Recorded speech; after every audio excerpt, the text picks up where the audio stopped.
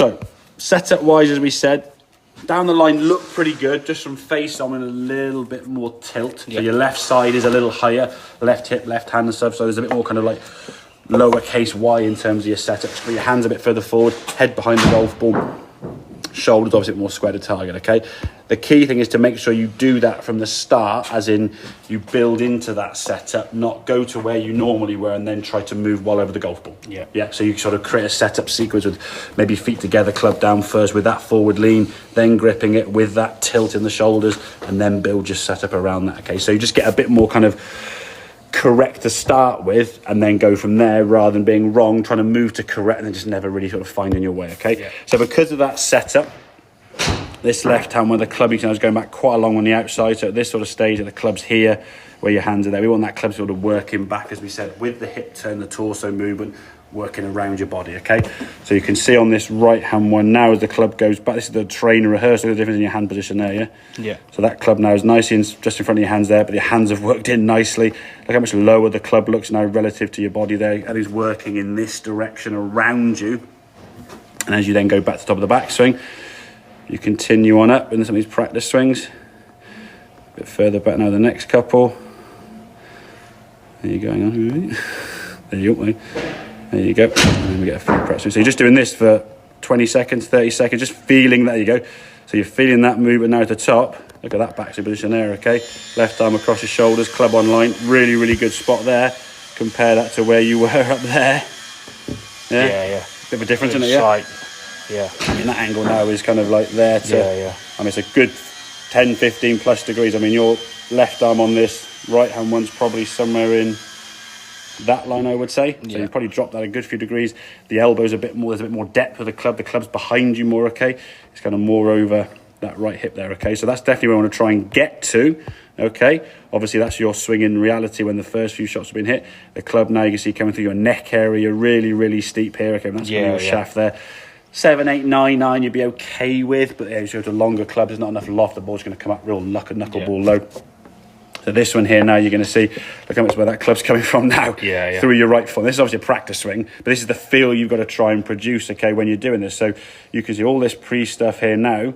I probably got you from the start of it. So in terms of setting up here now, you did about 25 seconds, 28 seconds worth of practice with that rehearsal.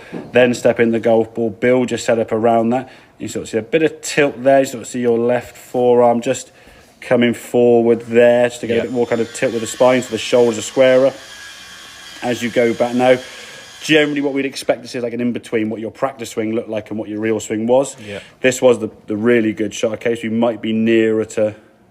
There you go, that's pretty good to be fair. So the club working back there now. Next frame. There you go. So the club's working, that's perfect. Literally the club's in front of your hands there, left arm under your shoulders there. Everything now is spot on in terms of that position. Compare that takeaway to where you were out there. That's a different golfer, yeah? And then from here now, as you work into the backswing, there's a little bit of a lift here now. It's not as far back as you were, but that's to be expected, like I say. But at least then coming back in the golf ball now, the club's not coming through your neck, it's coming through your shoulder. It's still slightly steeper than the practice swing was, but like I say, you've got guys like evolution in your golf swing. Steep, practice swing is where you want to be eventually, and then the sort of real swing sort of gradually sort of moves towards that, but it only moves that way with practice, So you've got to keep rehearsing that movement here to eventually move away. If we hit a good shot and then go, I'll just keep it in golf balls, now you're going to start moving back to your old habits.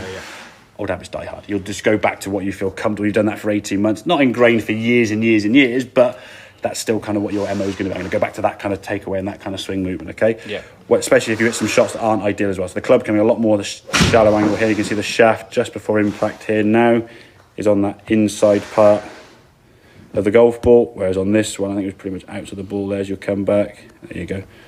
There's your club shaft there. So then it's going a lot steeper. This one coming more from the inside. And again, the release habits have got to be relearned. You've seen a golf ball going left, which you fixed from previous when you were slicing it. And now because the club's swinging steep and across the ball, you've got you sort of blocking the club off and holding off. So when you finish your swing, the hands do finish all very tucked up and quite close to your body. But that's what you had to do. You kind of learned that movement. We've had a few shots today where you haven't done as much, okay? where you release through, okay? You're still going to see that same tucked up finish position. That's not going to see disappear like that, you see. You've got to see a golf ball flying a little bit more off to the right and a bit higher to get your brain to realise I can actually let this club go and not fear pulling it, because that's the shot you're probably more scared of now, that pull. So then you go, don't go too far left and just sort of block it off, Yeah. So once that club starts working around the corner more, you can hit 5 irons that look like that. Yeah. Get everything working more on that kind of plane that we want to get. But that's going to come through you just rehearsing that movement over and over again. Doesn't mean having to get hours at the range. Like I say, up against the wall, 5 minutes, just get that feeling of doing that and turning, okay? So turn, pop, And again, when you're doing that, number one, don't follow your eyes where the club's going, where your arms are going. And if it needs to be, shut your eyes, just feel it, and become aware. Like you said at the end there, probably more your right hip was where you felt it. That's your feel point. When you're on the golf course now, set yourself up, tilt your shoulders, get your, okay, right hip, okay, right hip, boom, it's going to move round and behind, out and around, You tend to go a bit this way and up this way, and then it's just all over the top. Okay, makes sense? Mate, Good man, very good.